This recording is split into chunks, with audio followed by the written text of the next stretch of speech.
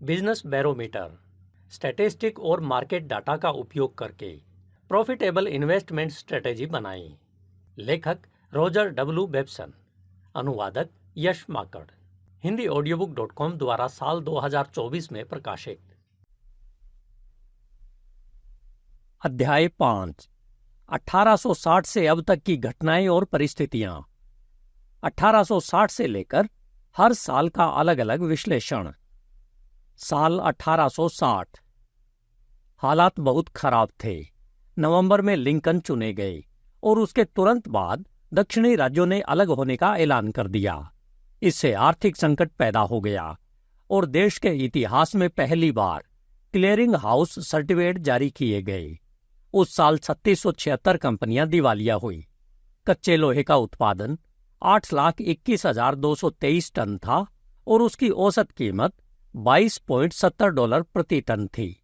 1837 मील नए रेल मार्ग का निर्माण हुआ। 1,50,237 प्रवासी देश में आए।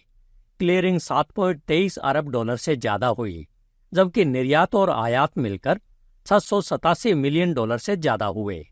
हालांकि ये सामान्य दिखने वाले आंकड़े साल के पहले 8 या 9 महीनों के दौरान संभवतः संतोषजनक स्थितियों के कारण थे। गिरावट नवंबर में चुनाव और ऊंची ब्याज दरों के समय आई। साल 1861। साल की शुरुआत में हालत बहुत खराब थे और पहले 6 महीनों तक ऐसे ही रहे। 6,993 कंपनियां दिवालिया हुई।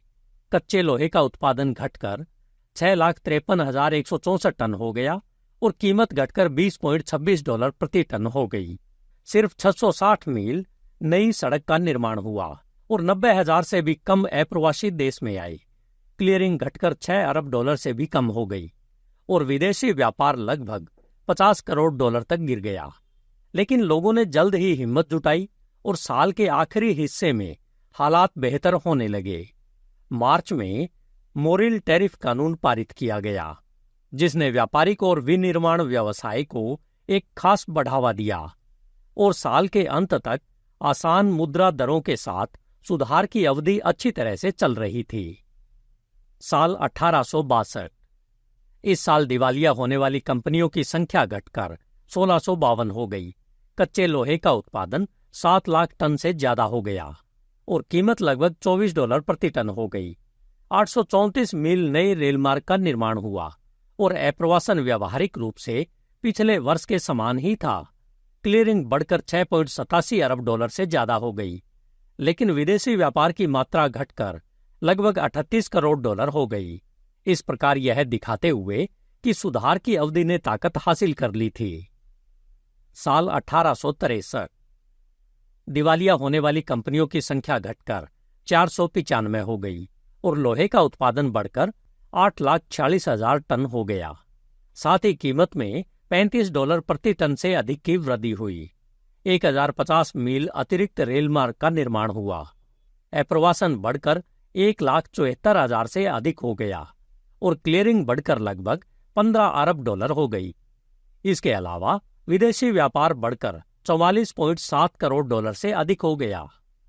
इस साल न्यूयॉर्क शहर में पहली घोड़ा गाड़ी लाइन का निर्माण हुआ और एरी रेलमार्ग ने लाभांश देना शुरू किया। इसके अलावा कांग्रेस ने मुद्रा के प्रसार के लिए कुछ कानून पारित करके समृद्धि की ओर बढ़ने में मदद की। हालांकि देश के लिए लंबे समय में विनाशकारी, लेकिन इससे अस्थायी रूप से समृद्धि की अवधि तेज हो गई। साल 1864। 1864 की शुरुआत में समृद्धि अपने चरम पर थी। दिवालिया होने वाली कंपनियों की संख्या थोड़ी बढ़कर 520 हो गई थी। लोहे का उत्पादन 10 लाख टन से ज्यादा हो गया था और उसकी कीमत $59 प्रति टन के रिकॉर्ड स्तर पर पहुंच गई थी। सिर्फ 738 मील नए रेल मार्ग का निर्माण हुआ था, लेकिन लगभग 2 लाख अप्रवासी देश में आए थे। बैंक क्लियरिंग बढ़कर $24 अरब से ज्यादा हो गई थी, जो पिछले साल के मुकाबले लगभग दोगुनी और 1862 के मुकाबले 4 गुना थी। विदेशी व्यापार बढ़कर $47.5 करोड़ से अधिक हो गया था, लेकिन ब्याज दरें ऊंची थी। इस साल हार्लेम रिवर रेल रोड के स्टॉक के साथ एक कॉर्नर हुआ, जिसने ऊपर बताए गए आंकड़ों के साथ मिलकर साफ दिखाया कि हालात ठीक नहीं थे और किसी भी समय बुरे के लिए बदलाव की उम्मीद की जा सकती थी। जिन लोगों ने इस बदलाव को देखा, उन्होंने 1864 के अंत में या अगले साल की शुरुआत में अपने स्टॉक बेच दिए। साल 1865। दिवालिया होने वाली कंपनियों की संख्या फिर से बढ़कर 530 हो गई और कच्चे लोहे का उत्पादन तेजी से घटकर लगभग 8,30,000 टन हो गया, जबकि कीमत गिरकर $46 प्रति टन हो गई।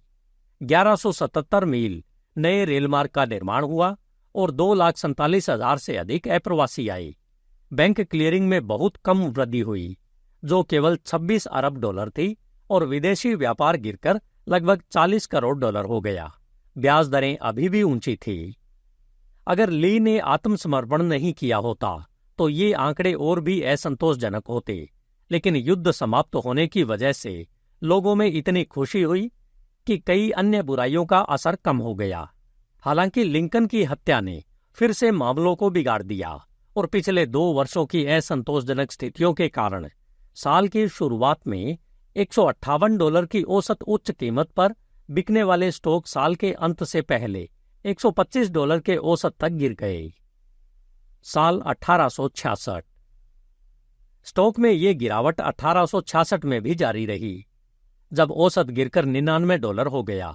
एक ऐसी गिरावट जिसका अनुमान उन लोगों ने लगाया था जो आंकड़ों की प्रवृत्ति को करीब से देख रहे थे। इस साल राष्ट्रीय सरकार द्वारा पहली आधिकारिक फसल रिपोर्ट प्रकाशित की गई थी।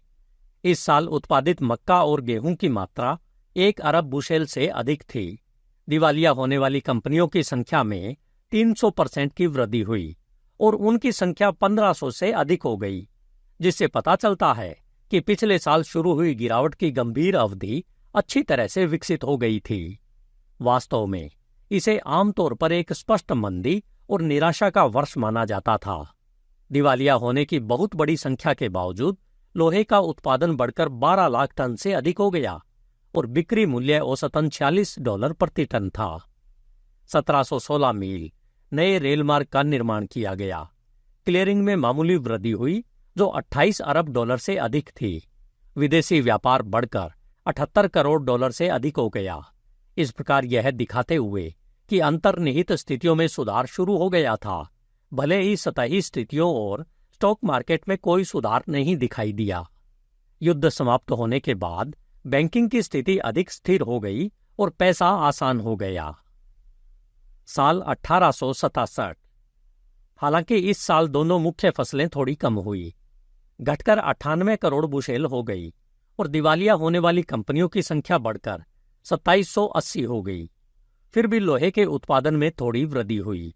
इस उत्पादन में 1 लाख टन की वृद्धि हुई और प्रति टन कीमत में केवल थोड़ी सी कमी आई।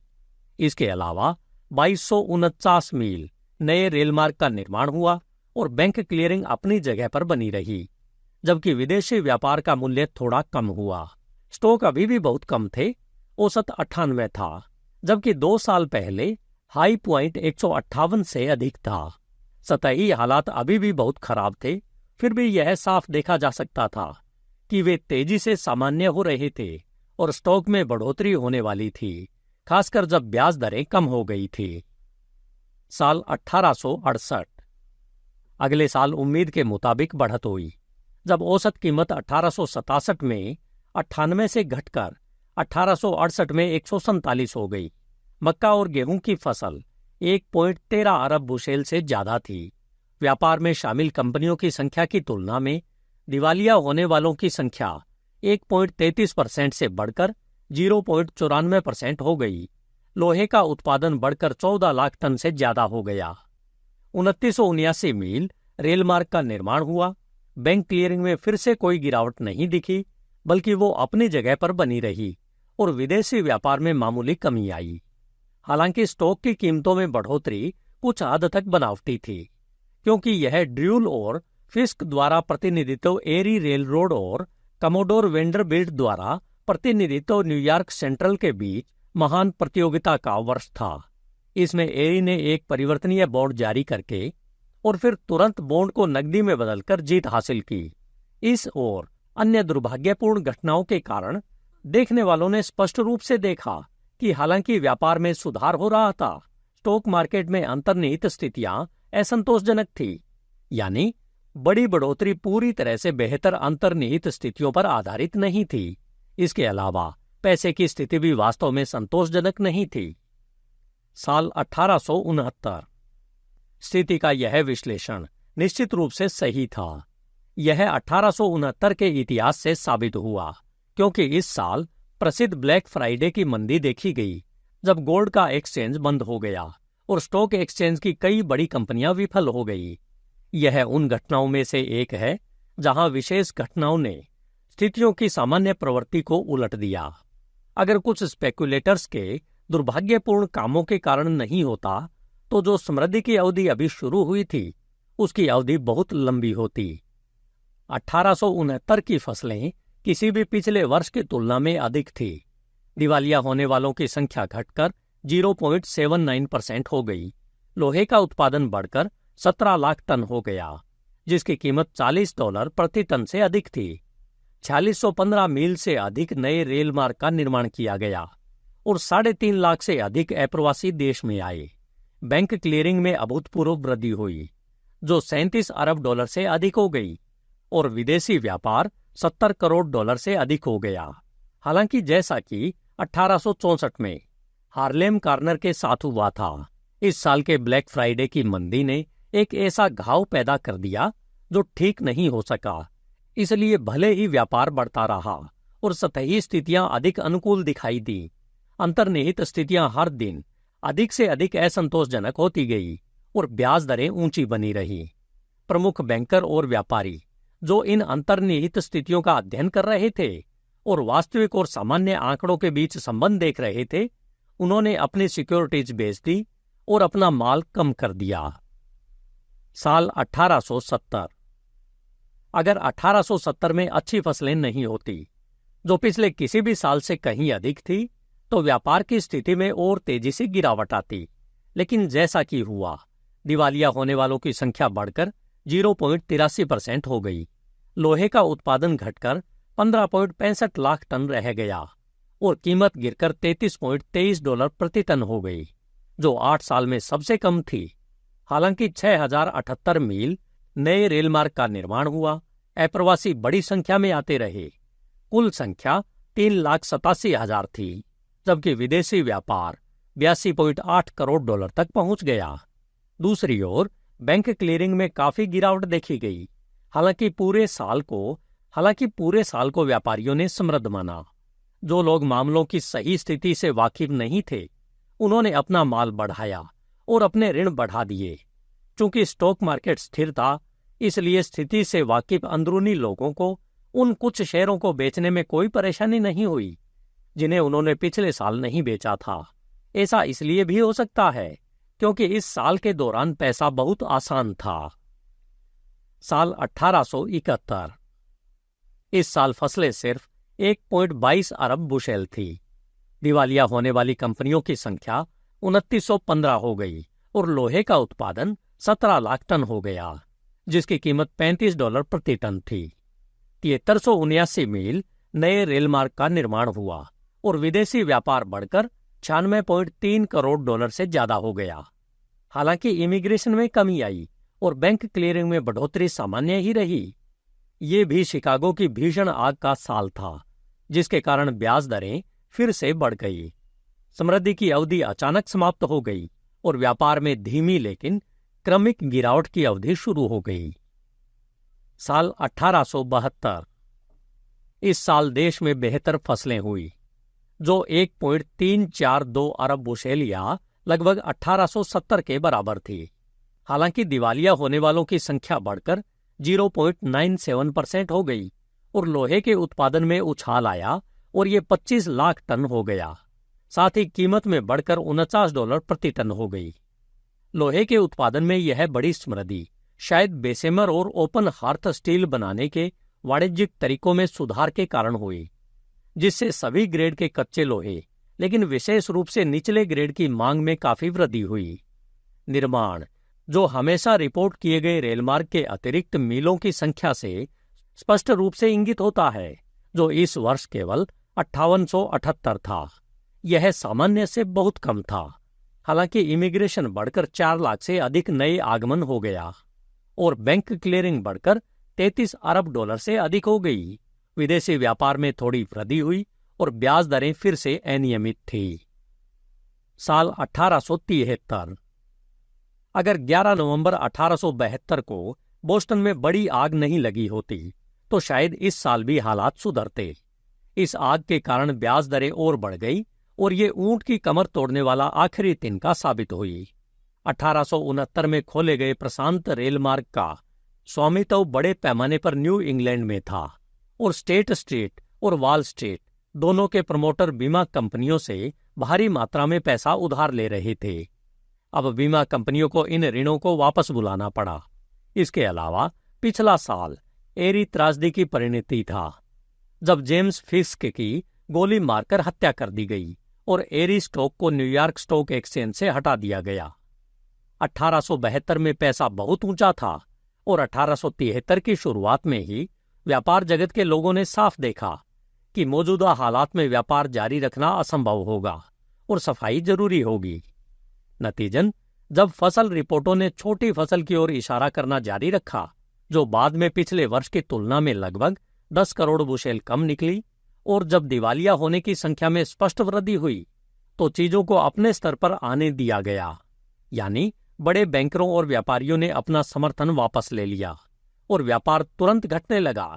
लोहे का उत्पादन पिछले वर्ष के आंकड़ों तक बना रहा, लेकिन कीमत गिरकर $42 प्रति टन हो गई। इसके अलावा रेल मार्ग निर्माण घटकर लगभग 4000 मील रह गया।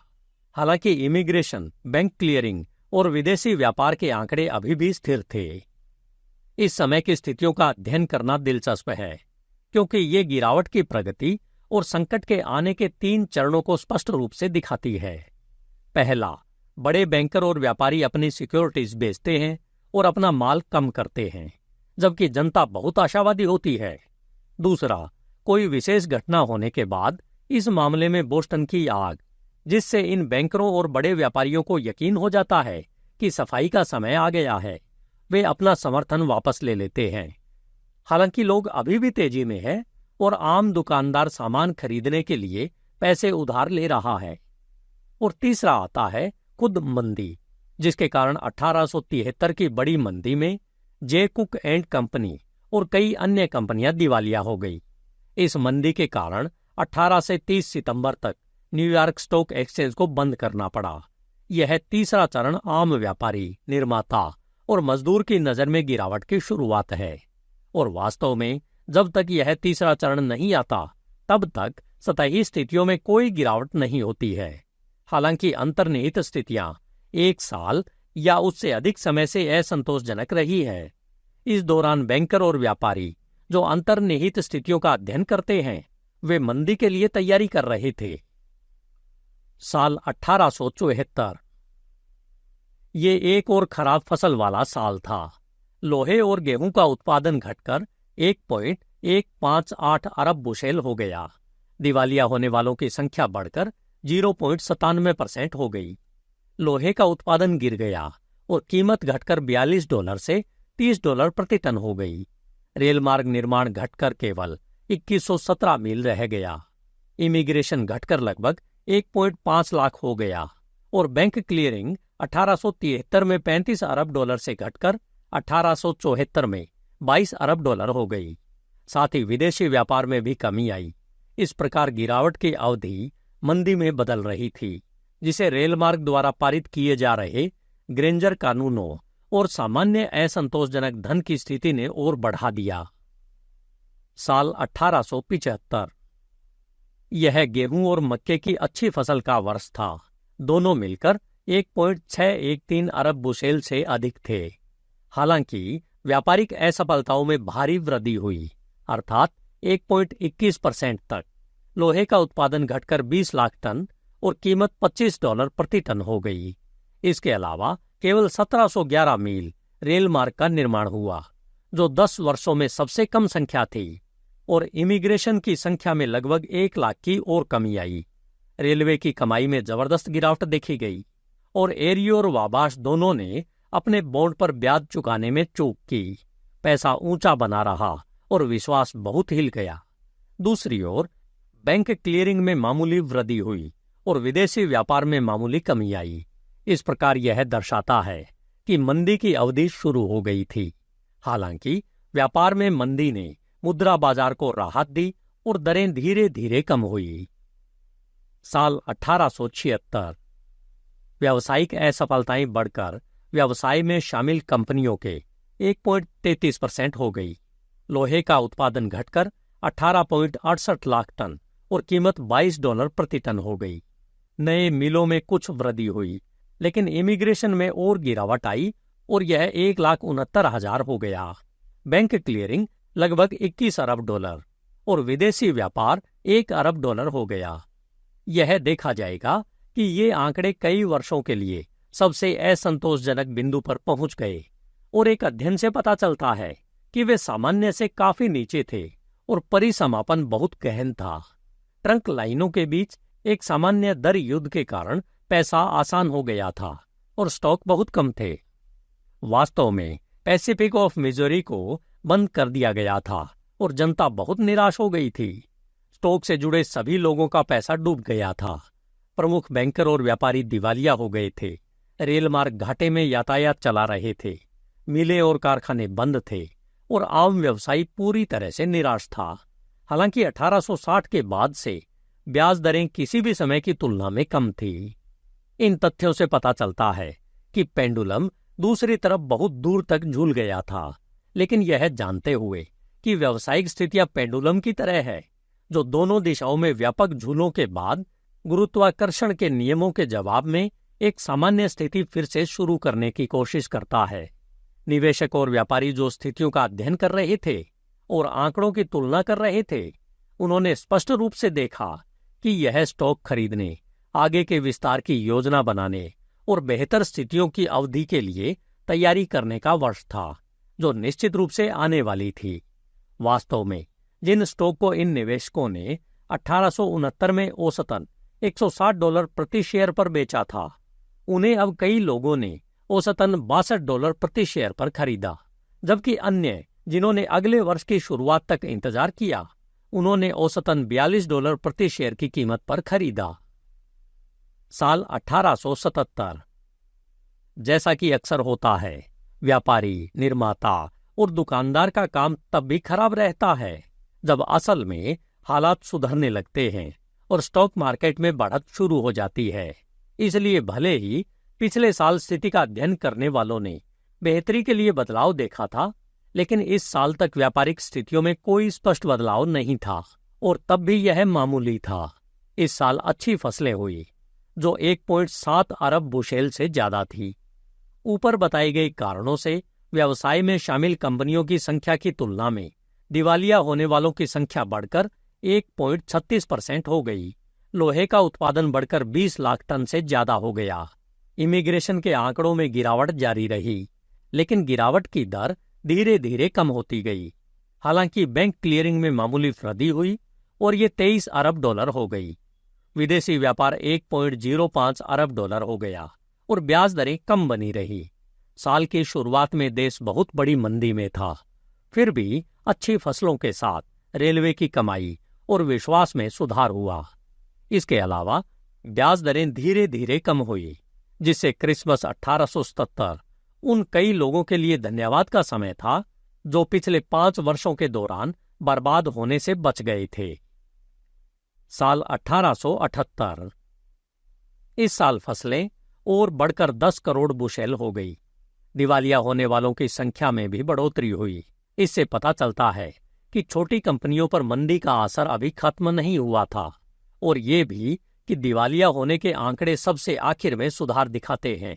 फिर भी लोहे का उत्पादन बढ़कर 23.01 लाख टन हो गया, जबकि कीमत में लगभग $1 प्रति टन की ही गिरावट आई। रेल मार्ग निर्माण में और गिरावट नहीं आई, बल्कि बढ़कर 2665 मील हो गया और इमिग्रेशन में मामूली गिरावट आई। बैंक क्लियरिंग व्यावहारिक रूप से अपनी जगह पर बनी रही और विदेशी व्यापार में स्पष्ट वृद्धि देखी गई। चूंकि इस तरह की वृद्धि ने गोल्ड के निर्यात को रोका और देश में धन की स्थिति को और मजबूत किया, इसलिए इस साल को सभी ने स्पष्ट सुधार वाला साल माना। साल 1879। एक बार फिर देश को अच्छी फसलों का आशीर्वाद मिला, जो लगभग 20 करोड़ बुशेल तक पहुंच गई और दिवालिया होने वालों की संख्या में अभूतपूर्व कमी आई और ये 1% से भी कम हो गई, जो 5 साल में सबसे कम थी। इसके अलावा लोहे का उत्पादन बढ़कर 27 लाख टन से अधिक हो गया और कीमत बढ़कर $21 प्रति टन से अधिक हो गई। रेलमार्ग निर्माण लगभग दोगुना हो गया, जो 4809 मील तक पहुंच गया और 6 साल में पहली बार इमिग्रेशन में स्पष्ट वृद्धि देखी गई। बैंक क्लियरिंग बढ़कर $25 अरब से अधिक हो गई और विदेशी व्यापार $1.156 अरब हो गया। वास्तव में पूरे साल में इतना सुधार हुआ कि 12 महीनों के अंत में मिलें पूरी तरह से चल रही थी, सभी मजदूरों को रोजगार मिला हुआ था और पूरा देश बहुत समृद्ध स्थिति में था। ब्याज दरें बहुत मजबूत हुईं, लेकिन बहुत ज्यादा नहीं। साल 1880। इस साल एक और स्पष्ट समृद्धि की अवधि की शुरुआत हुई। फसलें 2.215 अरब बुशेल से ज्यादा हुई। दिवालिया होने वालों का प्रतिशत घटकर 0.63% हो गया। लोहे का उत्पादन लगभग 50% बढ़कर 38 लाख टन हो गया और कीमत में $28 प्रति टन की वृद्धि हुई। नए रेलमार्ग का निर्माण 6711 मील तक पहुंच गया और इमिग्रेशन 1879 में 1,77,000 से बढ़कर 1880 में 2,57,000 हो गया। सभी आंकड़ों में सबसे उल्लेखनीय परिवर्तन बैंक क्लियरिंग में था, जो बढ़कर $37 अरब हो गया और विदेशी व्यापार $1.5 अरब हो गया। स्टॉक बहुत सक्रिय थे, पैसा सामान्य था, पूरे देश में विश्वास का माहौल था। कंसोलिडेशन हो रहे थे, नए उद्योग शुरू हो रहे थे, नए रेलमार्गों की योजना बनाई जा रही थी और हर कोई इस बात से खुश था कि देश एक बार फिर समृद्ध हो गया है। इसके अलावा नवंबर में रिपब्लिकन पार्टी के उम्मीदवार गारफील्ड, जो हमेशा व्यावसायिक हितों के प्रतिनिधि रहे हैं, राष्ट्रपति चुने गए। पैसे की लगातार अधिक मांग थी और दरें धीरे धीरे बढ़ रही थी। साल 1881। हालांकि आम जनता इस साल को बड़ी समृद्धि का साल मानती थी, लेकिन कुछ ऐसी घटनाएं हुई जिनके कारण अंतर्निहित स्थितियों के बैरोमीटर में गिरावट शुरू हो गई और 1881 के अंत से पहले ही अंतर्निहित स्थितियां बहुत असंतोषजनक थी। फसल का दृष्टिकोण खराब था और वर्ष एक फसल की विषमता के साथ समाप्त हुआ। गेहूं और मक्के का उत्पादन घटकर लगभग 1.578 अरब बुशेल हो गया। दिवालिया होने वालों का प्रतिशत बढ़ने लगा और हालांकि लोहे की कीमत कम हो गई, लेकिन उत्पादन सामान्य से अधिक बढ़ गया। इसके अलावा 9846 मील रेलमार्ग का निर्माण किया गया, जो 4 साल पहले की तुलना में 4 गुना अधिक था। इमिग्रेशन के नए अनुपात में वृद्धि होने लगी और बैंक क्लियरिंग बढ़कर 48 अरब से असामान्य रूप से बड़े योग तक पहुंच गई। विदेशी व्यापार में कोई खास वृद्धि नहीं हुई। पैसे की स्थिति संतोषजनक नहीं थी।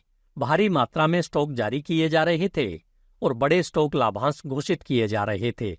बाहर के लोगों को सब कुछ बहुत समृद्ध लग रहा था, फिर भी सावधान रिसर्चर स्पष्ट रूप से देख सकते थे कि वास्तविक स्थितियां वैसी नहीं थी जैसी होनी चाहिए और बस किसी अचानक परेशान होने वाली घटना की जरूरत थी, जैसे 1864 में हार्लेम कॉर्नर और 1873 में बोस्टन की आग, जिससे आपदा आ जाए। यह अचानक घटना 2 जुलाई 1881 को राष्ट्रपति गारफील्ड की गोली मारकर हत्या के रूप में सामने आई, जिसके बाद बैंकरों और व्यापारियों ने, जो स्थितियों पर कड़ी नजर रखते थे, बेचने का फैसला किया। इसलिए 1881 में उन्होंने औसतन $137 प्रति शेयर पर सिक्योरिटीज बेची, जिन्हें उनमें से कुछ ने 1876 में औसतन $62 में और अन्य ने 1877 में औसतन $48 प्रति शेयर पर खरीदा था। साल 1882। हालांकि सौभाग्य से उन लोगों के लिए जिन्होंने अभी तक परिसमापन नहीं किया था, यह साल शानदार फसलों का एक और साल था। देश में 2.1 अरब बुशेल से अधिक गेहूं और मक्का का उत्पादन हुआ। दिवालिया होने वालों की संख्या में वृद्धि हुई और लोहे का उत्पादन एक स्वस्थ मात्रा से कहीं अधिक बढ़ गया, जबकि रेलमार्ग का नया निर्माण 11,599 मील के उच्च आंकड़े पर पहुंच गया, जो देश के इतिहास में किसी भी वर्ष के लिए सबसे बड़ा नया माइलेज था। बहुत बड़ी संख्या में अप्रवासी आए, 7,88,000, और बैंक क्लियरिंग $46 अरब तक बनी रही, जो सामान्य स्थितियों से कहीं अधिक थी। हालांकि व्यापार की स्थिति के जानकार पिछले वर्ष के दौरान स्पष्ट रूप से समझ गए थे कि जल्द ही परेशानी आने वाली है। जनता स्पष्ट रूप से इससे अनजान थी और 1870 की तरह सामान खरीदना, अपने ऋण बढ़ाना और अपना क्रेडिट बढ़ाना जारी रखा। वास्तव में औसत व्यापारी और स्पेकुलेटर ने जानबूझकर सब कुछ किया ताकि जब बड़े बैंकर और व्यापारी अपना समर्थन वापस ले लें तो गिरावट और बड़ी हो, क्योंकि हालांकि गिरावट शुरू हो गई थी, लेकिन आम जनता ने इसे नहीं समझा था। जैसा कि 1873 के वृत्तांत में उल्लेख किया गया है, हर गिरावट में 3 चरण होते हैं, और दूसरा, जिसमें नेता अपना समर्थन वापस ले लेते हैं, अभी नहीं आया था, क्योंकि यही वह वर्ष था जिसमें जैक गोल्ड ने प्रतिभूतियों का अपना प्रसिद्ध प्रदर्शन किया। जैसा कि उस समय के समाचार पत्रों को देखने से पता चल जाएगा, व्यापार जगत के लोगों द्वारा यह स्पष्ट रूप से समझा गया था कि एक स्पष्ट गिरावट शुरू हो गई थी, और गोल्ड शायद किसी भी अन्य व्यक्ति की तरह ही नहीं, बल्कि उससे भी बेहतर जानता था। इसलिए हालांकि वह यह प्रचार कर रहा था कि वास्तविक स्थितियां पूरी तरह से ठीक हैं और आगे और भी अधिक समृद्धि है, वह खुद निसंदेह बाद में अपना समर्थन वापस लेने की तैयारी में पूरी तेजी से सामान बेच रहा था और अपना कर्ज कम कर रहा था। इसके अलावा बैंक अपने निदेशकों की मदद कर रहे थे। हालांकि पैसे की मांग बहुत अधिक थी, फिर भी ब्याज दरों को कम रखकर। साल 1883। अगर इस साल अच्छी फसलें नहीं होती, जिनका उत्पादन पिछले साल से थोड़ा कम होकर 1.972 अरब बुशेल हो गया था, तो व्यापार की स्थिति में और तेजी से गिरावट आती। हालांकि दिवालिया होने वालों का प्रतिशत बढ़कर 1.06% हो गया। लोहे का उत्पादन गिर गया और कीमत घटकर $22.42 प्रति टन हो गई। रेलमार्ग निर्माण में लगभग 40% की कमी आई और न्यूयॉर्क शहर के लिए बैंक क्लियरिंग घटकर $40 अरब हो गई। अब तक ये ही एकमात्र उपलब्ध क्लियरिंग थी। इस साल की शुरुआत से पूरे देश के लिए क्लियरिंग प्रकाशित की गई और अब यह राशि $51.69 अरब हो गई।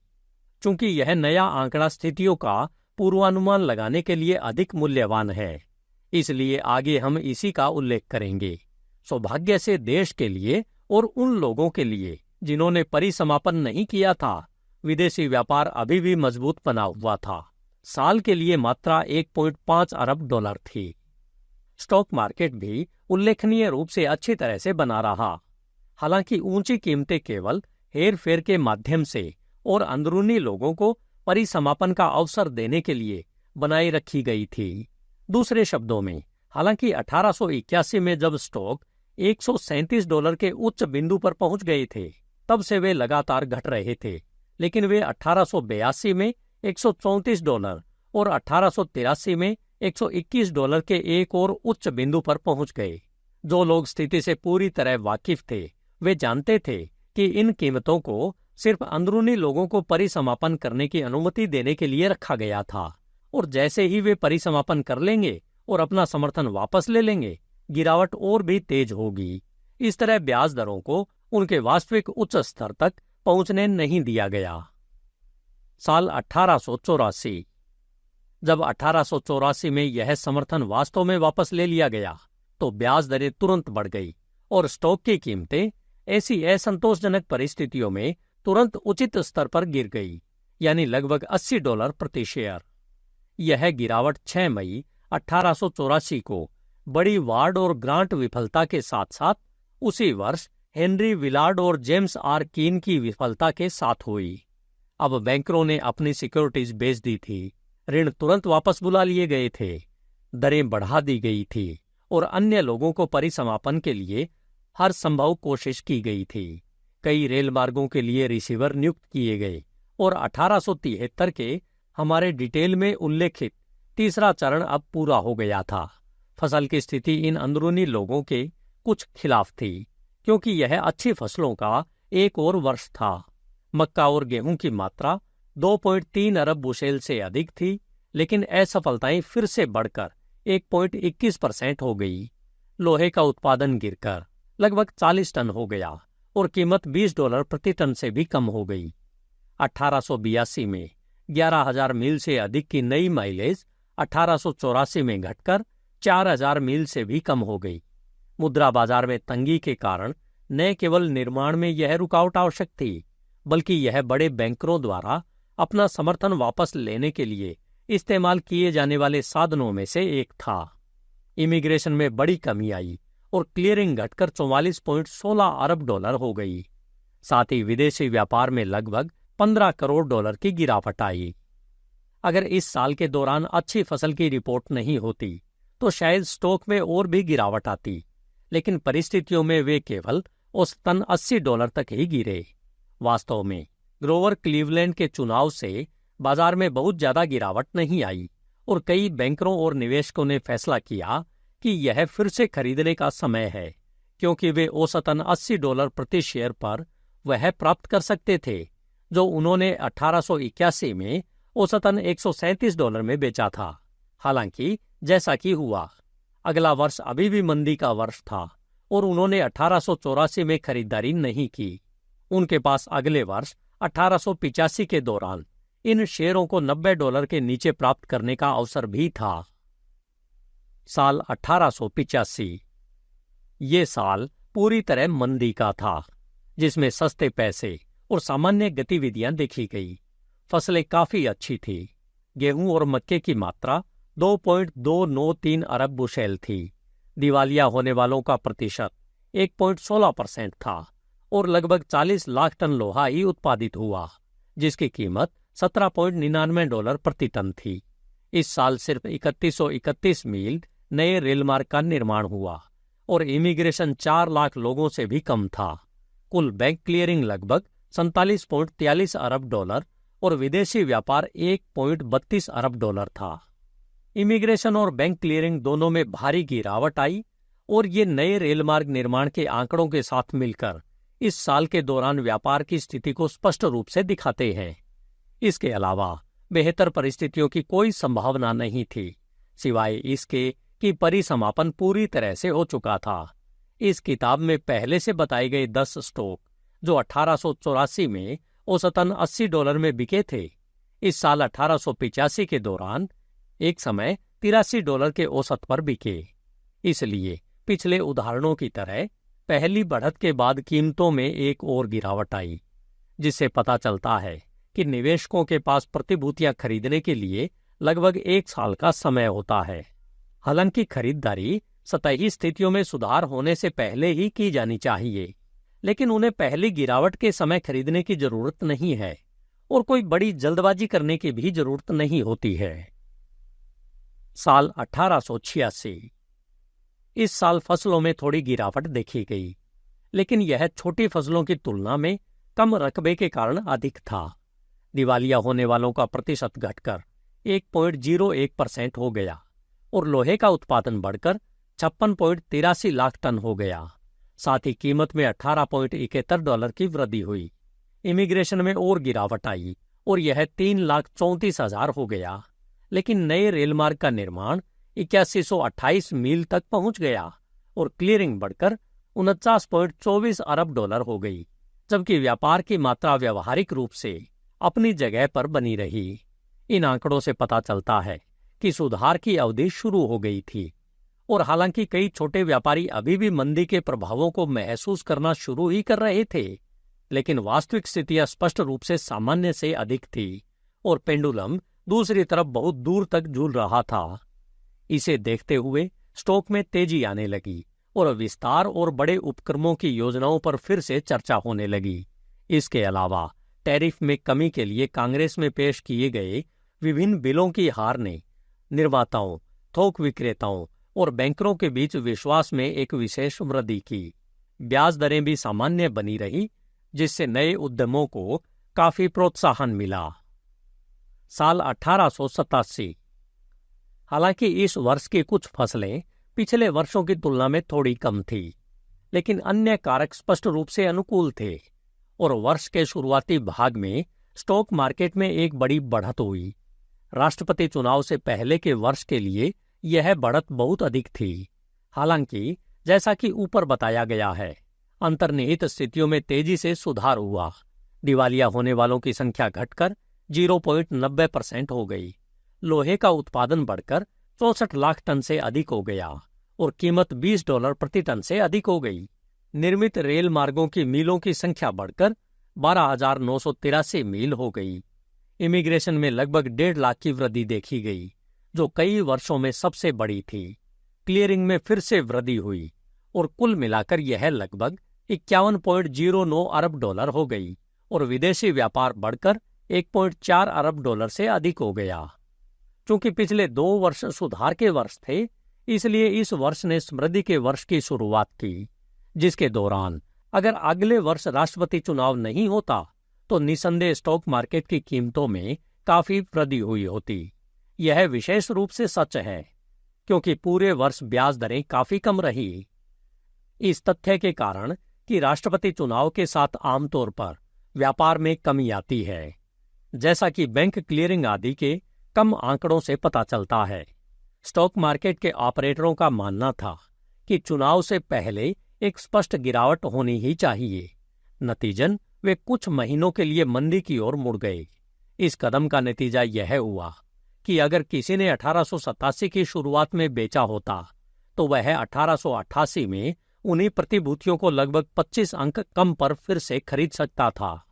इस बिंदु पर यह ध्यान देना महत्वपूर्ण है कि हालांकि समृद्धि चुनाव से ठीक पहले शुरू हो सकती है, लेकिन अगर ऐसा होता है तो यह अपने चरम पर पहुंचने से पहले हमेशा एक अस्थायी झटके का सामना करती है। जब चुनाव 2 या 3 साल की समृद्धि के बाद आता है तो यह आमतौर पर गिरावट की अवधि का संकेत होता है। साल 1888। चूंकि असली हालात सामान्य से बेहतर थे और समृद्धि की अवधि लंबी नहीं थी, अभी शुरुआत ही हुई थी, इसलिए ये झटका सिर्फ अस्थायी होना ही था, खासकर क्योंकि 1888 में फसल का दृष्टिकोण अच्छा था। गेहूं और मक्के की मात्रा 2.4 अरब बुशेल तक पहुंच गई थी। राष्ट्रपति चुनाव का साल होने के कारण दिवालिया होने वालों की संख्या में 1% की वृद्धि हुई और लोहे के उत्पादन में कोई खास वृद्धि नहीं हुई। वास्तव में कीमत में लगभग $2 प्रति टन की गिरावट आई। केवल 7,028 मील रेलमार्ग का निर्माण हुआ और बैंक क्लियरिंग घटकर लगभग 49.48 अरब डॉलर हो गई। हालांकि इमिग्रेशन फिर से बढ़कर 5,46,000 से अधिक हो गई। व्यापार की मात्रा 1.419 अरब डॉलर हो गई, जबकि ब्याज दरें काफी सामान्य रही। चूंकि डेमोक्रेट हार गए थे और रिपब्लिकन पार्टी के जनरल हैरिसन चुने गए थे, इसलिए सभी व्यावसायिक स्थितियों में तत्काल सुधार हुआ, जिसमें स्टॉक मार्केट की कीमतों में 1 साल पहले के उच्च स्तर तक वापसी भी शामिल थी। साल 1889। यह समृद्धि का एक और वर्ष था जिसमें देश के इतिहास में अब तक की सबसे बड़ी फसल हुई, जो मक्का और गेहूं में 2.5 अरब बुशेल से अधिक थी। साल में दिवालिया होने वालों की संख्या में कोई खास वृद्धि नहीं हुई। लोहे का उत्पादन बढ़कर 76 लाख टन हो गया, लेकिन कीमत में मामूली गिरावट आई। नए रेलमार्ग के निर्माण में कमी आई और यह 5695 मील रह गया। लेकिन चूंकि देश में अब रेलमार्ग का अच्छा नेटवर्क था, इसलिए औसत आंकड़े कुछ साल पहले के बहुत अधिक आंकड़ों से भी अधिक मायने रखते थे। इमिग्रेशन में कमी मुख्य रूप से रेलमार्ग के निर्माण में इस कमी के कारण हुई थी। बैंक क्लियरिंग बढ़कर 56.11 अरब डॉलर से अधिक हो गई और विदेशी व्यापार बढ़कर 1.487 अरब डॉलर हो गया। साल 1890। यह फसल खराब होने का साल था और समृद्धि की अवधि का आखिरी साल था। देश बहुत समृद्ध स्थिति में था और चूंकि आम आदमी को बुनियादी स्थितियों में गिरावट देखने के लगभग 1 साल बाद तक हालात में बदलाव का एहसास या शक भी नहीं हुआ था, इसलिए दिवालिया होने वालों की संख्या में कोई वृद्धि नहीं हुई। हालांकि गिरावट आई। लोहे की मिलों को अभी तक उनके ऑर्डर पूरे नहीं हुए थे, इसलिए इस साल देश के इतिहास में सबसे ज्यादा लोहे का उत्पादन हुआ, जो 92.2 लाख टन था। इसके अलावा कीमत बढ़कर $18.41 हो गई, जबकि नए रेलमार्ग के निर्माण की मीलों की संख्या पिछले वर्ष के समान ही रही, जो मौजूदा परिस्थितियों में बहुत अधिक थी। इमिग्रेशन में और अधिक वृद्धि हुई। बैंक क्लियरिंग बढ़कर $60.54 अरब से अधिक हो गई और विदेशी व्यापार बढ़कर $1.647 अरब से अधिक हो गया। ये दोनों ही आंकड़े देश के इतिहास में सबसे बड़े थे। हालांकि ब्याज दरें बढ़ रही थी और नए फंड की आपूर्ति तेजी से कम हो रही थी। इसके अलावा इस साल बड़ी रेल प्रणालियों द्वारा अपनाए गए मॉर्गन के जेंटलमैन समझौते के प्रभाव देखे गए। हालांकि बैंकर अब कहावत के अनुसार अप्रत्याशित घटना की प्रतीक्षा कर रहे थे और यह बारिंग की विफलता के रूप में आई। यह विफलता हालांकि एक अंग्रेजी कंपनी थी, लेकिन इसने अमेरिका के शेयर बाजार को गंभीरता से प्रभावित किया और अंतर्निहित स्थितियों के अध्ययनकर्ताओं ने इसे समृद्धि की अवधि की समाप्ति की घंटी के रूप में पहचाना, जिसका 1866 में हार्लेम कॉर्नर, 1872 की भीषण आग और 1881 में राष्ट्रपति गारफील्ड की गोली मारकर हत्या के समान ही प्रभाव पड़ा। यह कहकर कि महान बैंकरों और व्यापारियों की नज़र में इसने समृद्धि की इस अवधि को समाप्त कर दिया। हम कीमतों में तत्काल गिरावट का उल्लेख नहीं कर रहे हैं, जो सीधे तौर पर बारिंग की विफलता के कारण हुई थी, क्योंकि कीमतें उसके तुरंत बाद फिर से बढ़ गई। लेकिन हम उस गिरावट का उल्लेख कर रहे हैं जो 18 महीने के बाद 1892 की शुरुआत में शुरू हुई थी। हालांकि बुद्धिमान निवेशकों और व्यापारियों ने परिसमापन की तैयारी करने से पहले 1892 तक इंतजार नहीं किया।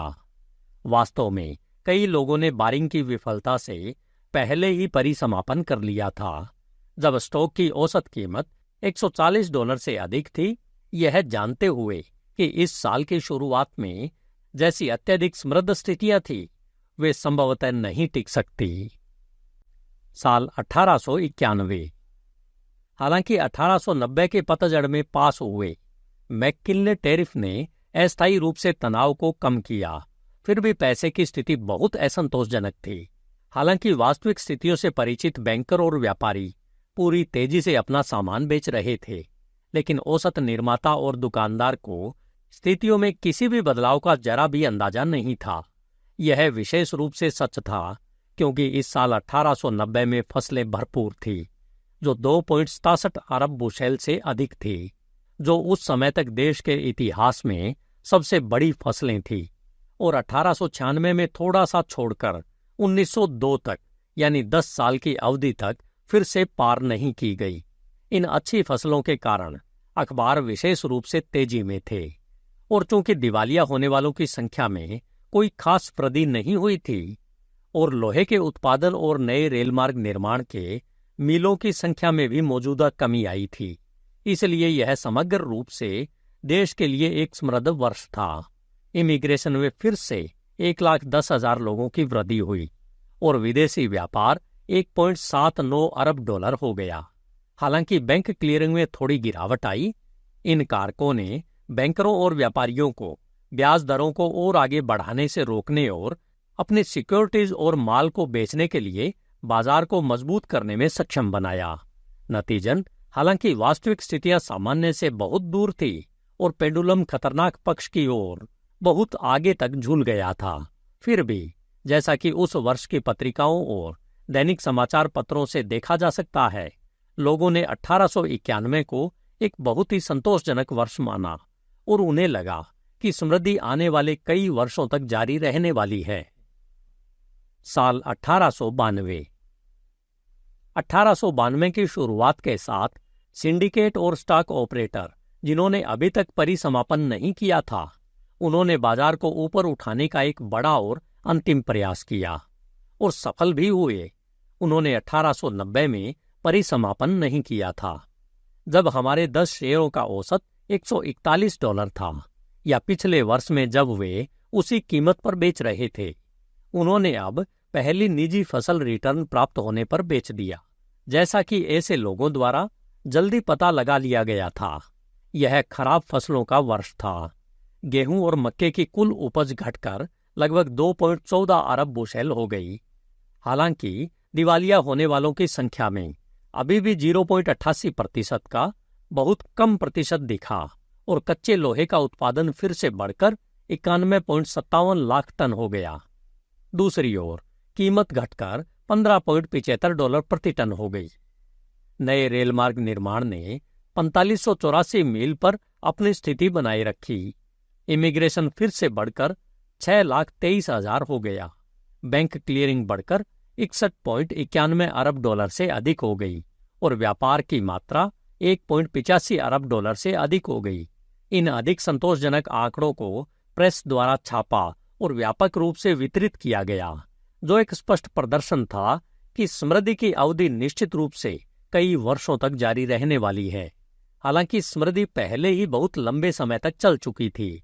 इसके अलावा यह एक चुनावी वर्ष भी था और बैंकिंग की स्थिति बहुत असंतोषजनक थी।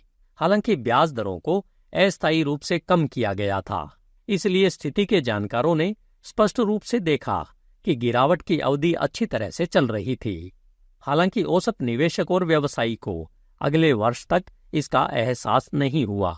1893 के पतझड़ में पूर्व राष्ट्रपति क्लीवलैंड फिर से चुने गए और हालांकि कीमतों को कुछ महीनों तक केवल हेरफेर द्वारा ही ऊंचा रखा गया, लेकिन अंत स्पष्ट रूप से दिखाई दे रहा था। साल 1893।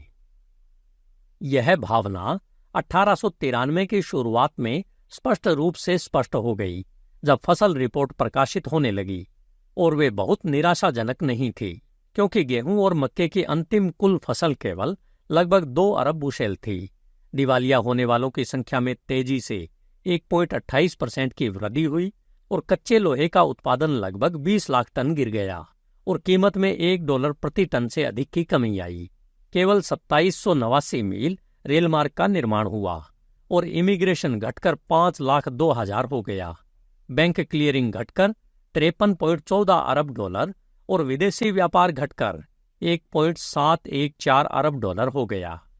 इस साल सभी वर्गों के लिए स्थितियों में बदलाव स्पष्ट हो गया क्योंकि मिलें आधे समय तक चलने लगी, वसूली खराब हो गई और सामान्य स्थितियां असंतोषजनक हो गई।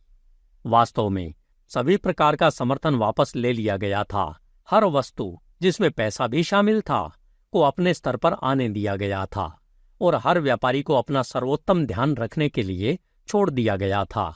इसलिए यह एक ऐसा वर्ष था जब सिक्योरिटीज को फिर से खरीदा जा सकता था। वास्तव में जिन लोगों ने 1890 में $141 में बेचा था, उन्होंने अब $98 में फिर से खरीदा क्योंकि उन्होंने 3 साल इंतजार किया था। जिन्होंने पिछले वर्ष के दौरान $142 में बेचा था, उनके पास आने वाले कुछ वर्षों के दौरान इन सिक्योरिटीज को लगभग उतनी ही कम कीमतों पर खरीदने के कई अवसर थे क्योंकि वे 1894 में $105, 1895 में $103 और 1896 में $100 तक गिर गई थी। साल 1894। यह साल असल में देश के इतिहास में सबसे बड़ी फसल खराब होने का साल था। 70 के दशक के दौरान फसलें 1.6 अरब बुशेल से नीचे गिर गई थी। फिर भी उस समय खेती के अंतर्गत बहुत कम क्षेत्र था और परिस्थितियां पूरी तरह से अलग थी। जैसा कि आंकड़े स्पष्ट रूप से दिखाते हैं, फसलों में थोड़ी वृद्धि या कमी से व्यापार पर भावनात्मक रूप से ही असर पड़ता है, लेकिन 1894 में जैसी बड़ी विफलता देखी गई, उसने देश को ऐसा झटका दिया जिससे उबरने में उसे सालों लग गए। इस वर्ष की व्यावसायिक असफलताओं में पिछले वर्ष की तुलना में कोई कमी नहीं आई, लेकिन लोहे का उत्पादन गिरकर 66.57 लाख टन हो गया और औसत कीमत $12.66 प्रति टन हो गई, जो उत्पादन लागत से भी कम थी। नए रेलमार्ग का माइलेज घटकर 2157 मील से अधिक हो गया और इमिग्रेशन में देश के इतिहास में प्रतिशत के हिसाब से सबसे बड़ी गिरावट देखी गई। यही बात बैंक क्लियरिंग के बारे में भी सच है, जो 1893 में $54.14 अरब से घटकर 1894 में $45.46 अरब हो गई। विदेशी व्यापार में भी कमी आई, इसलिए यह वर्ष स्पष्ट रूप से मंदी का वर्ष था और आने वाले लंबे समय तक देश को इस आपदा के प्रभाव से पीड़ित रहना था। फसल खराब होने के अलावा पुलमैन हड़ताल हुई और टैरिफ को प्रभावित करने वाला विल्सन बिल भी पारित किया गया। वास्तव में 1894 जाहिर तौर पर गृह युद्ध के बाद का सबसे खराब साल था।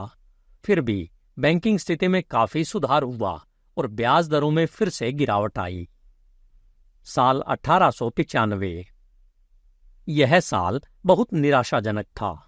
पिछले 2 वर्षों का प्रभाव, जिसके दौरान इतने बड़े बैंकर और व्यापारी दिवालिया हो गए और संयुक्त राज्य अमेरिका के कुल रेलमार्ग माइलेज का 1/3 रिसीवर के हाथों में चला गया। सभी श्रमिकों और यहां तक कि सबसे साधारण दुकानदार पर भी इसका प्रभाव पड़ने लगा। मिलें बंद हो गई, शहरों में बड़ी गरीबी थी और हर जगह संकट महसूस किया जा रहा था। इस साल की शुरुआत में सुधार का कोई संकेत नहीं था। हालांकि जैसे ही फसलों के अनुमान प्रकाशित हुए, यह देखा गया कि वे बहुत अनुकूल थे और जब साल के अंत में फसल की गणना की गई तो कुल 2.618 अरब बुशेल दर्ज किया गया। जैसे जैसे फसल रिपोर्ट में सुधार हुआ, उन्होंने सामान्य स्थितियों पर अच्छा प्रभाव डाला। दिवालिया होने वालों की संख्या घटकर 1.09% हो गई और लोहे के उत्पादन में लगभग 30 लाख टन की वृद्धि हुई और कीमत में भी वृद्धि हुई।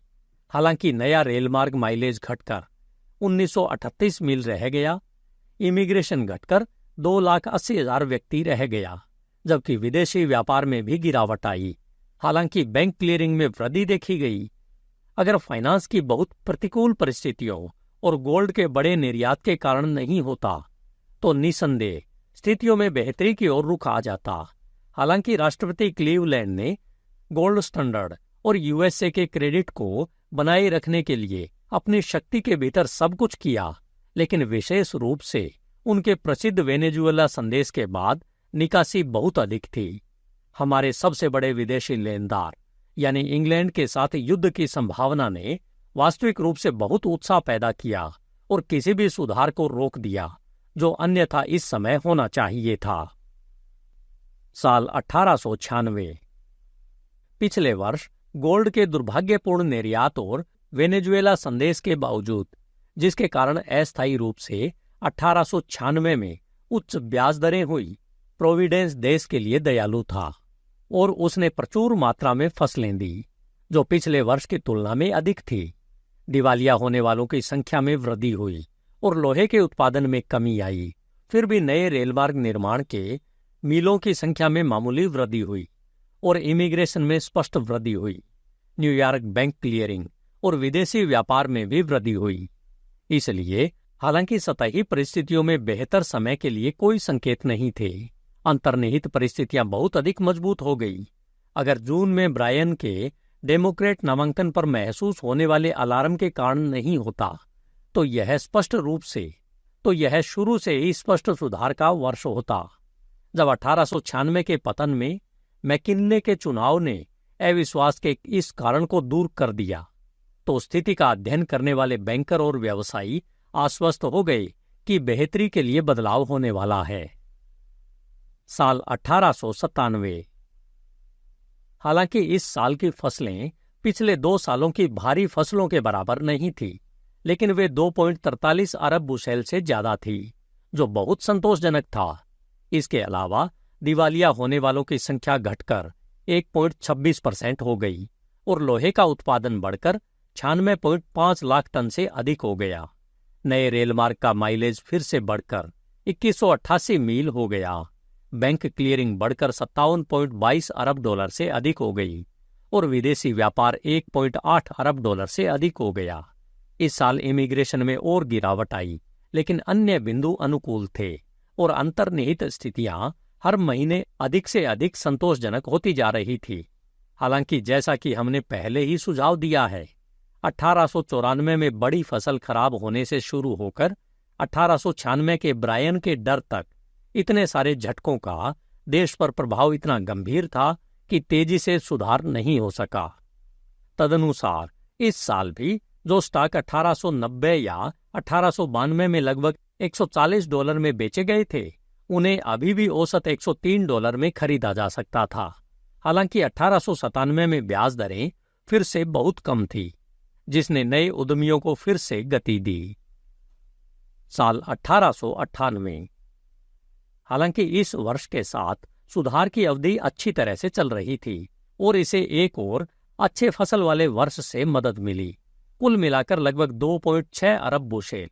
इसके अलावा दिवालिया होने वालों की संख्या घटकर 1.10% हो गई और लोहे का उत्पादन फिर से बढ़कर 1.17 करोड़ टन से अधिक हो गया।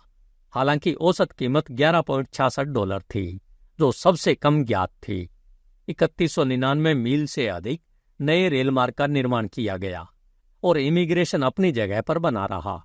बैंक क्लियरिंग में जबरदस्त वृद्धि हुई, जो $68.82 अरब से अधिक हो गई और विदेशी व्यापार $1.847 अरब से अधिक हो गया। हालांकि स्पेनिश युद्ध ने अस्थायी रूप से व्यापार को बाधित किया, लेकिन यह इतना छोटा था कि अंत में इसने व्यापार को एक बड़ी प्रेरणा के रूप में कार्य किया। इसलिए वर्ष के अंत में देश समृद्ध था और ब्याज दरें धीरे धीरे उसके अनुरूप मजबूत हो रही थी। साल 1899। यह स्पष्ट समृद्धि के वर्ष की शुरुआत थी। देश को फिर से अच्छी फसलों का आशीर्वाद मिला, जो 2.625 अरब बुशेल से अधिक थी। ब्याज दरें बहुत कम थी। दिवालिया होने वालों की संख्या अभूतपूर्व रूप से कम होकर 0.81% हो गई और लोहे का उत्पादन बढ़कर 1.36 करोड़ टन से अधिक हो गया और कीमत में $18 प्रति टन की बढ़ोतरी हुई। इसके अलावा 4512 मील रेल मार्ग का निर्माण हुआ और इमिग्रेशन बढ़कर 3,11,000 से अधिक हो गया। वर्ष के सबसे अभूतपूर्व आंकड़े बैंक क्लियरिंग में देखे गए, जो पिछले 2 वर्षों में $57.22 अरब की तुलना में $94.04 अरब से अधिक का आंकड़ा दर्शाता है। विदेशी व्यापार में भी वृद्धि हुई, जिससे यह वर्ष वाणिज्य और उद्योग के हर क्षेत्र में उल्लेखनीय सफलता का वर्ष रहा। वास्तव में पिछले 5 वर्षों से बराबर लगभग के करीब औसत वाले स्टॉक बढ़कर अधिकतम $151 हो गए। यह वृद्धि 1902 तक अपने उतार चढ़ाव के साथ जारी रहने वाली थी। साल 1900। हालांकि यह चुनावी वर्ष था, जो हमेशा कमोबेश निष्क्रियता का वर्ष होता है, लेकिन पिछले कई वर्षों के गंभीर परिसमापन और वर्तमान कम ब्याज दरों के कारण इस वर्ष की सुस्ती सामान्य से उतनी गंभीर नहीं थी। इसके अलावा फसलें फिर से अच्छी हुई, जो प्रतिशत और कीमत दोनों में पिछले वर्ष से अधिक रही। नए रेल मार्ग निर्माण में थोड़ी गिरावट आई, लेकिन इमिग्रेशन में 1,30,000 से अधिक या 4,44,572 की वृद्धि हुई और विदेशी व्यापार $2.24 अरब से अधिक हो गया। क्लियरिंग में मामूली गिरावट आई और ब्याज दरों में वृद्धि हुई, लेकिन यह एक राष्ट्रपति चुनाव के वर्ष में अपेक्षित था। इससे अधिक कुछ नहीं था। ब्रायन फिर से दौड़े और उन्होंने मुफ्त चांदी के बारे में इतनी बात नहीं की, लेकिन रूजवेल्ट की मदद से मैकिनले भारी बहुमत से चुने गए। साल 1901। अगर फसलें थोड़ी खराब नहीं होती तो ये बहुत ज्यादा समृद्धि वाला साल होता, जैसा कि हुआ। दिवालिया होने वालों का प्रतिशत 0.90% से बहुत कम आंकड़े पर बना रहा। लोहे का उत्पादन बढ़कर 1.58 करोड़ टन हो गया। नए रेल मार्ग का निर्माण 4900 मील से अधिक हो गया।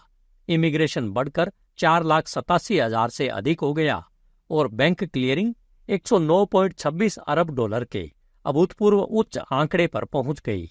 साथ ही विदेशी व्यापार में भी इसी तरह की वृद्धि हुई, जबकि ब्याज दरें काफी आसान थी। हालांकि इस साल के पतझड़ में राष्ट्रपति मैकिनले की गोली मारकर हत्या कर दी गई।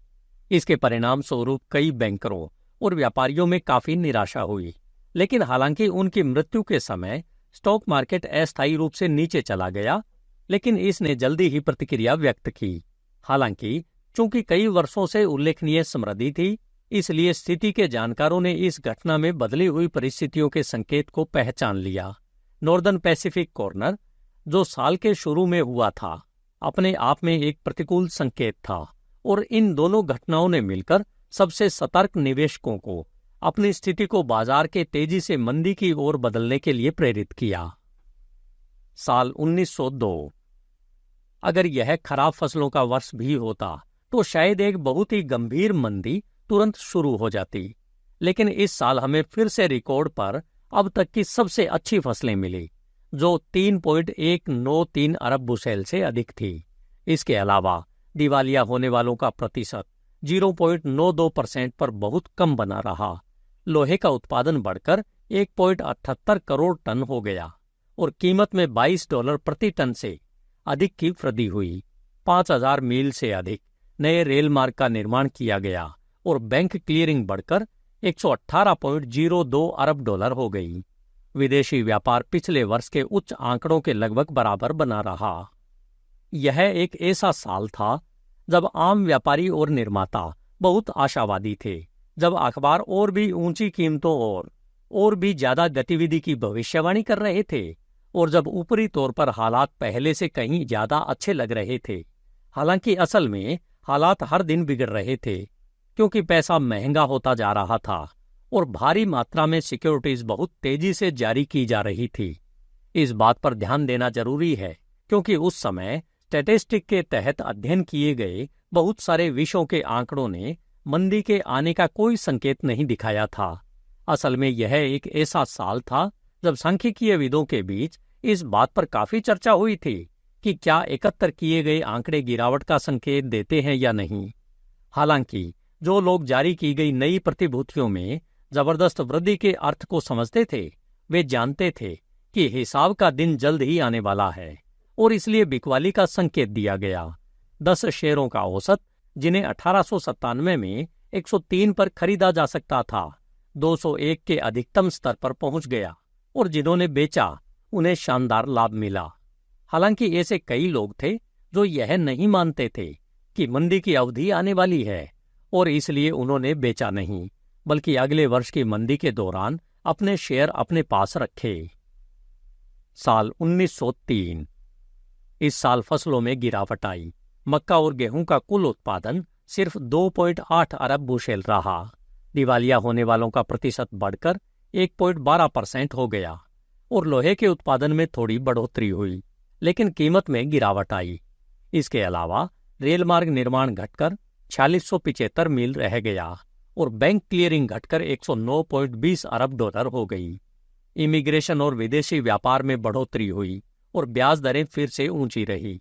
उन स्टैटिस्टिशियनों के साथ न्याय करने के लिए जिन्हें 1903 की मंदी के कोई संकेत नहीं मिले, यह कहना होगा कि ये आंकड़े बहुत ज्यादा असंतोषजनक नहीं थे और कुछ शर्तों के तहत संतोषजनक माने जाते। वास्तव में अगर सिक्योरिटीज में बहुत ज्यादा बढ़ोतरी नहीं हुई होती तो शायद इस साल कोई मंदी नहीं होती। हालांकि स्टॉक मार्केट की परेशानियों, श्रमिकों की परेशानियों और कुछ अन्य स्थितियों के कारण यह साल मंदी का साल था। हालांकि मंदी सिर्फ एक साल तक ही रही। साल 1904। इस साल फसलों में बढ़ोतरी हुई और दिवालिया होने वालों का प्रतिशत घटा। हालांकि लोहे का उत्पादन घटा, लेकिन नए रेलमार्ग के निर्माण में वृद्धि हुई और इमिग्रेशन लगभग अपनी जगह पर बना रहा।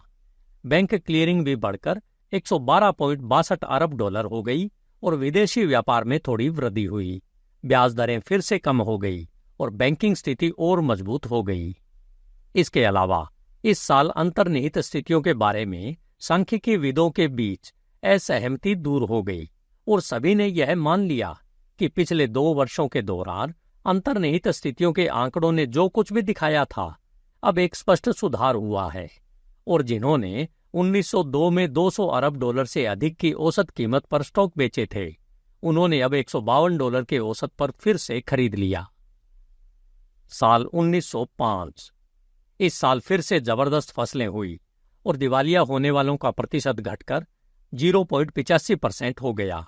लोहे का उत्पादन बढ़कर लगभग 2.3 करोड़ टन हो गया और कीमत बढ़कर लगभग $18 प्रति टन हो गई। 5050 मील से अधिक नए रेलमार्ग का निर्माण हुआ और इमिग्रेशन 10,26,499 लोगों के अभूतपूर्व उच्च आंकड़े पर पहुंच गया। बैंक क्लियरिंग ने देश के इतिहास में सबसे बड़ी छलांग लगाई, जो 1904 में 112.62 अरब डॉलर से बढ़कर 1905 में 143.90 अरब डॉलर हो गई। विदेशी व्यापार भी बढ़कर 2.6 अरब डॉलर से अधिक हो गया। इसके अलावा कम ब्याज दरें प्रचलित थी और सभी प्रकार के उद्योग फिर से चालू हो गए। साल 1906। इस साल संयुक्त राज्य अमेरिका के इतिहास में सबसे बड़ी फसल हुई, कुल मिलाकर 3.62 अरब बुशेल से अधिक, जबकि दिवालिया होने वालों का प्रतिशत घटकर सबसे निचले स्तर पर 0.73% पर पहुंच गया। लोहे का उत्पादन फिर से बढ़कर 2.5 करोड़ टन से अधिक हो गया और कीमत लगभग $21 प्रति टन हो गई। 5642 मील नए रेलमार्ग का निर्माण हुआ और इमिग्रेशन फिर से बढ़कर 11 लाख से अधिक लोगों तक पहुंच गया। हालांकि सबसे शानदार प्रदर्शन क्लियरिंग के आंकड़े में हुआ, जो $159.80 अरब से अधिक हो गया, जबकि विदेशी व्यापार का आंकड़ा लगभग $3 अरब था।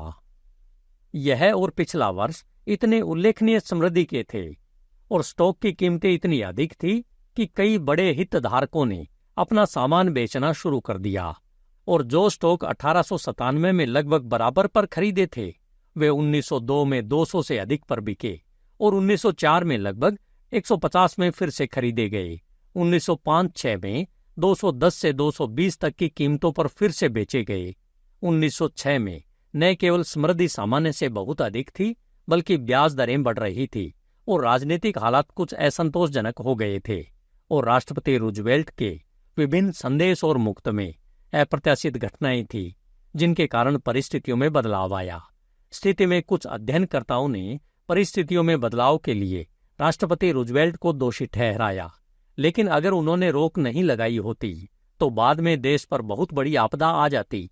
उन्होंने रोक लगाई और हालांकि परोक्ष रूप से यह देश के लिए एक बड़ा लाभ था, लेकिन इसका तत्काल प्रभाव यह हुआ कि बड़े बैंकरों और व्यापारियों ने अपनी स्थिति को बाजार के तेजी से मंदी की ओर बदल दिया। इसलिए परिसमापन शुरू हो गया, सिक्योरिटीज और माल को बेचा गया और सभी वर्गों के शेयरों की कीमतों में गिरावट आई। धन की स्थिति विशेष रूप से तनावपूर्ण थी, क्योंकि 1903 की मंदी कई खातों को समाप्त करने के लिए पर्याप्त गंभीर नहीं थी, जिन्हें समाप्त किया जाना चाहिए था। इसलिए अगले वर्ष मार्च में बड़े हितधारकों ने अपना समर्थन वापस ले लिया। स्टॉक की कीमतें गिर गई, बैंकों को विफल होने दिया गया और फिर से लोगों को अपना ख्याल रखने के लिए छोड़ दिया गया। साल 1907। इस साल बसंत में खराब फसलों की खबरें आई, जो वास्तव में अंततः 3.2 अरब बुशेल से अधिक हो गई, लेकिन पैसा फिर से दुर्लभ था और यह कमी स्टॉक ऑपरेटरों के आखिरी समूह को अपनी स्थिति को बाजार में तेजी से मंदी की ओर बदलने के लिए पर्याप्त थी। दिवालिया होने की घटनाएं बढ़ने लगी। लोहे के उत्पादन में कोई खास बढ़ोतरी नहीं हुई।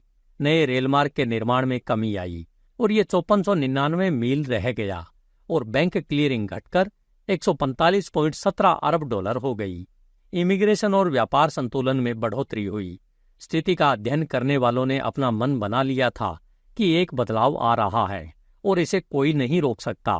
जैसा कि आमतौर पर होता है, पतझड़ तक सतही स्थितियों में कोई बदलाव नहीं हुआ, लेकिन साल की शुरुआत में ही अंतर्निहित स्थितियां तेजी से और असंतोषजनक होती गई और जो लोग प्रकाशित आंकड़ों का अध्ययन कर रहे थे, उन्हें आने वाली मंदी की अवधि के बारे में उचित चेतावनी मिल गई थी। साल 1908। 1908 की फसलें भी बहुत संतोषजनक नहीं थी, जो केवल 3.27 अरब बुशेल थी, लगभग 1907 के समान। इसके अलावा दिवालिया होने वालों की संख्या बढ़कर 1.08% हो गई। बैंक क्लियरिंग घटकर 132.27 अरब डॉलर हो गई। लोहे का उत्पादन केवल $1.59 टन था और कीमत में धीरे धीरे कमी हो रही थी। व्यापार की मात्रा 2.84 अरब डॉलर थी। एक नए रेलमार्ग का माइलेज 5730 आंका गया। पिछले साल के स्टॉक मार्केट में गिरावट के बाद अब विनिर्माण और सामान्य व्यापार में भारी गिरावट आ रही थी।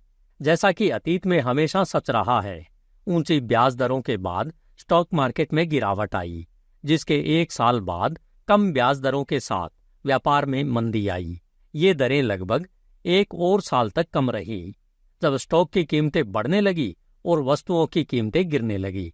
31 दिसंबर 1908 को देश इसी स्थिति में था।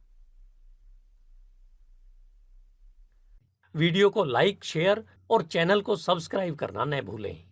आप इस ईबुक को किंडल पर फ्री में पढ़ सकते हैं, जिसका लिंक डिस्क्रिप्शन में दिया गया है। धन्यवाद। HindiAudiobook.com। आपका दिन शुभ हो।